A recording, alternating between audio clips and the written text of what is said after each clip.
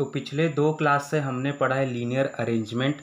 आज से हम स्टार्ट करेंगे इसी टॉपिक का जो दूसरा पार्ट है यानी कि सर्कुलर अरेंजमेंट।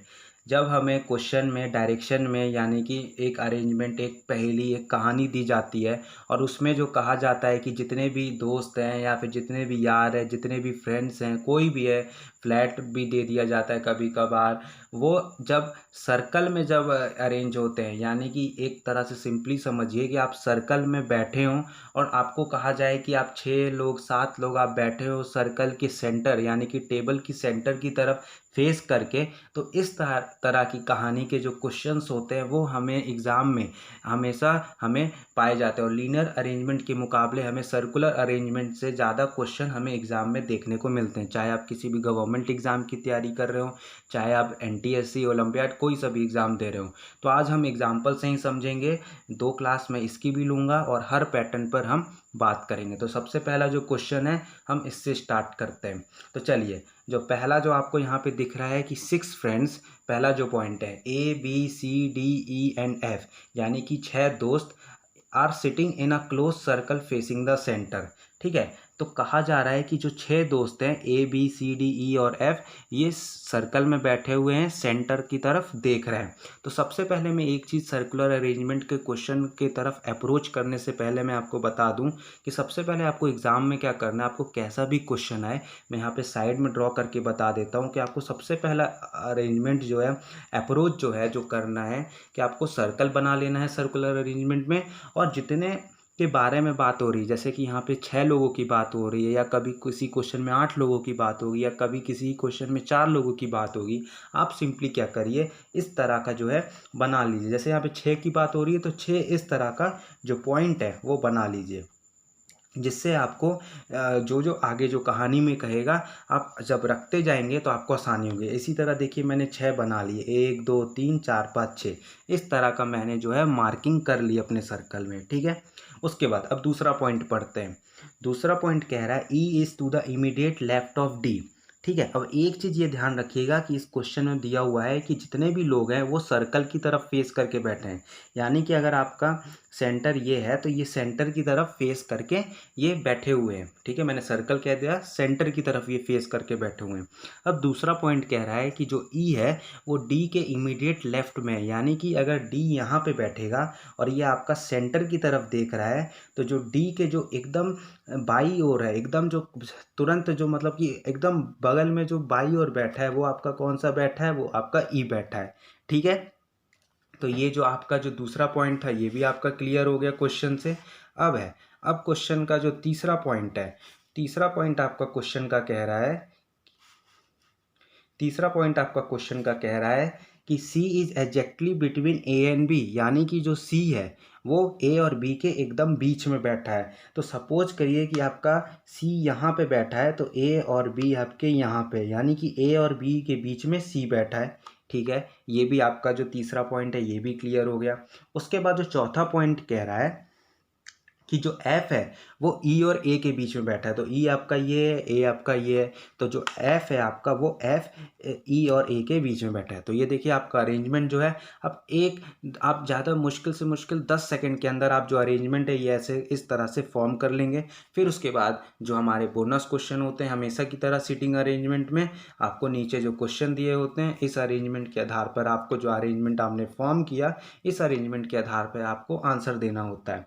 तब देखिए पहला जो क्वेश्चन है, who is to the immediate left of B, यानी कि बी जो कि सेंटर की तरफ, जितने भी हैं सब सेंटर की तरफ फेस करके बैठे हुए हैं। तो बी का जो इमीडिएट लेफ्ट है यानी कि जो बाई ओर बैठा है वो कौन सा है।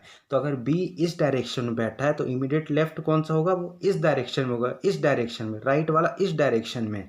तो जो बी का जो इमीडिएट लेफ्ट वाला है वो क्या है, डी है। तो ऑप्शन सी करेक्ट होगा, ऑप्शन सी यहाँ पे करेक्ट होगा। ठीक है, अब अगला क्वेश्चन है, who is the immediate right of C.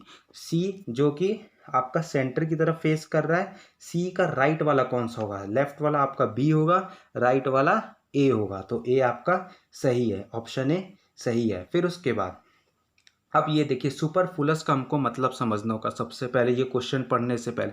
Superfluous का मतलब होता है कि इनमें से जितने भी हमें इन्फॉर्मेशन ये जो ऊपर दी गई थी क्वेश्चन में, क्या जरूर मतलब कि कितने इन्फॉर्मेशन हमें ज़रूरी थी, क्या इनमें से एक ऐसा लाइन था जो हमें ज़रूरत नहीं थी लेकिन तब भी दिया हो।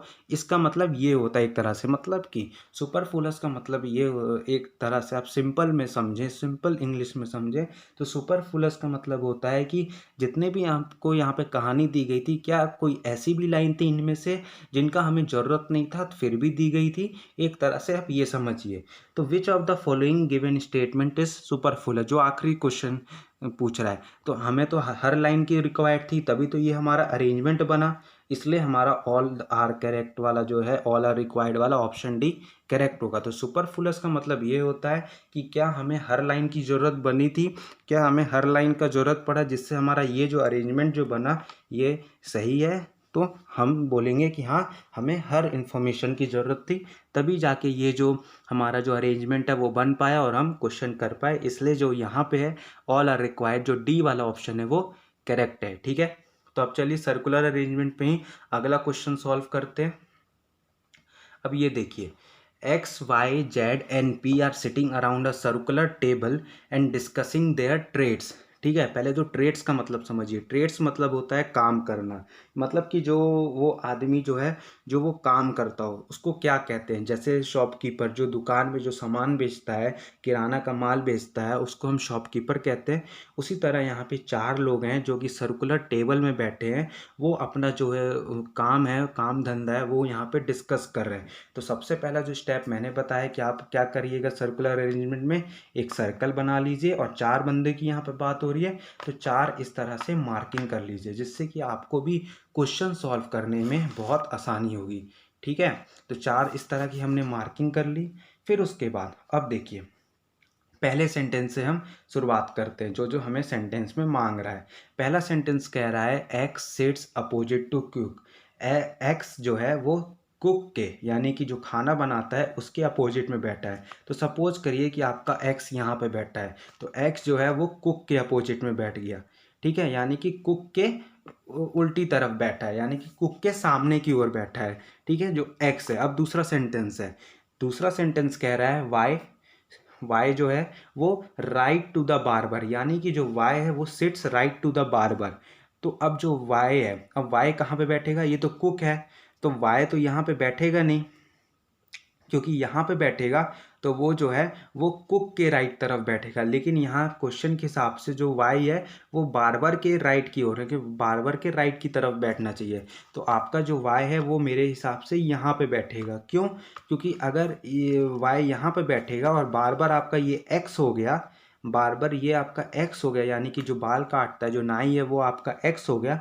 तो एक्स का जो राइट है, यानी कि ये जो सेंटर में अगर ये फेस करेगा, सेंटर में फेस करेगा, तो जो राइट वाला है वो इसमें होगा, राइट वाला जो होगा वो वाई होगा। तो इसलिए जो वाई है वो यहाँ पे आएगा। ठीक है, फिर उसके बाद जो तीसरा है, the washerman is on the left of the tailor. तो जो वॉशरमैन है वो टेलर के लेफ्ट में है। तो अब ये अब वॉशरमैन कौन है? और जो आखिरी वाला है पिट P sits opposite to Z, तो ये भी ऑप्शन जो है वो सही हो सकता है। तो पी सिट्स अपोजिट जेड,